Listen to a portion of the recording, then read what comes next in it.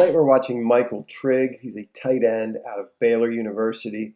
Michael's 6'4", 240 pounds.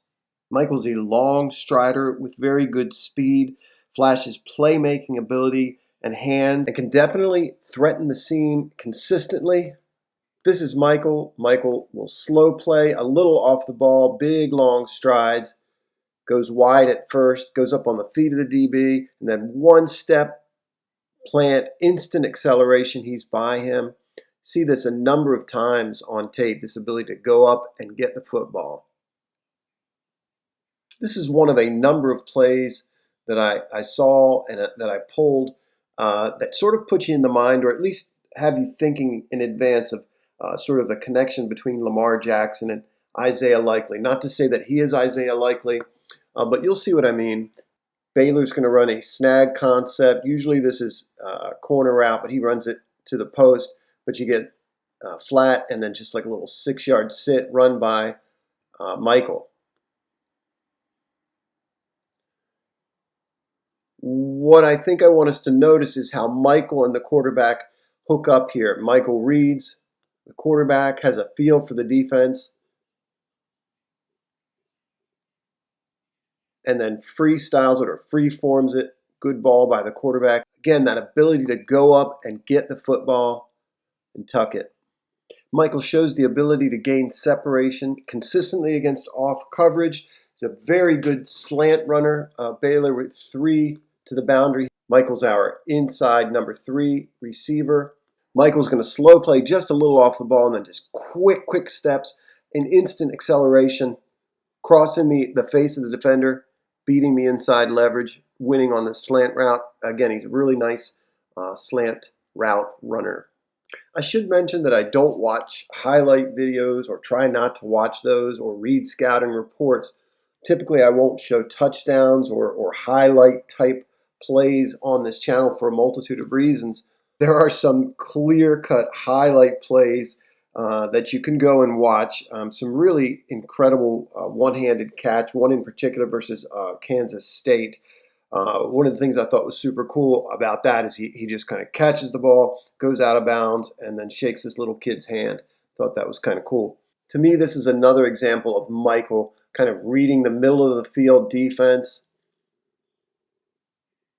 Really sharp out of his breaks. You know, that's a little bit unusual, I would say, because just considering the tight ends that I've watched so far, very, very sharp and flat out of his breaks. He's also a guy, I mentioned he threatens the seam, but he's a vertical threat in a general sense, I would say. So really, really sharp, flat here out of this break. Then he reads this middle of the field linebacker, kind of bends through there. That's definitely a choice or a read, and the quarterback finds him. Kind of has to go behind. The ball's thrown a little bit behind him. He has to go back and catch that one.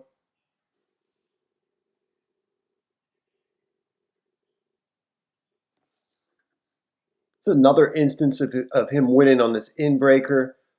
Notice, however, the quarterback's not going to lead him into this defender, and Michael sees that as well and sits that down. So just a nice communication between the two of them. Really nice mismatch right here. The quarterback, I believe, sees it as such. He's got a nice combination, another slow play here off the ball. Nice combination of an instant acceleration, long strider speed, and quick feet. He has both of those things. We'll see again. Quarterback puts the ball up for him, goes up and gets it. I don't see him coming into the league right away and not having to work on his blocking. He's not very effective, doesn't appear very committed to it, to my mind, as an inline blocker or a lead-through blocker. We see him right here as a sniffer. He does duck his head at the line of scrimmage, blocks high, blocks with his shoulder. And in this particular play, kind of whiffs this block.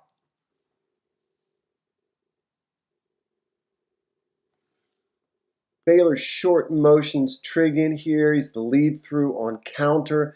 Timing of this is kind of funky to me. Really is at a jog here. Comes in straight, comes in high, ducks his head again, kind of blocks with his chest, and gets lit up.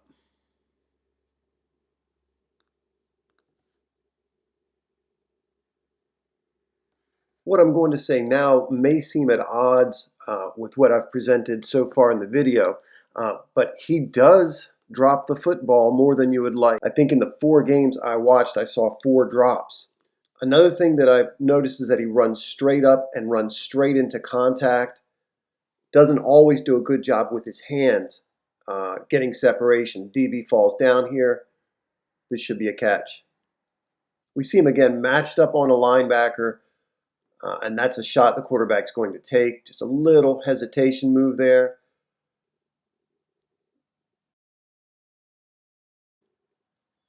You can see him tracking the football, and we get another drop on a deep shot.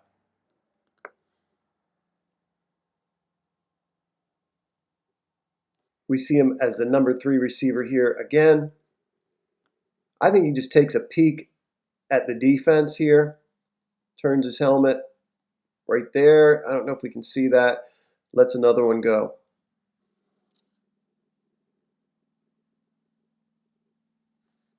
He's a very interesting prospect at the position. There's some snappiness out of his breaks. Definitely has a penchant for these big time plays. Definitely shows the ability to win deep and over the middle. Runs hard after the catch. But I think in order to get the most out of him, you'd like him to be a better blocker near the line of scrimmage, in line, what have you.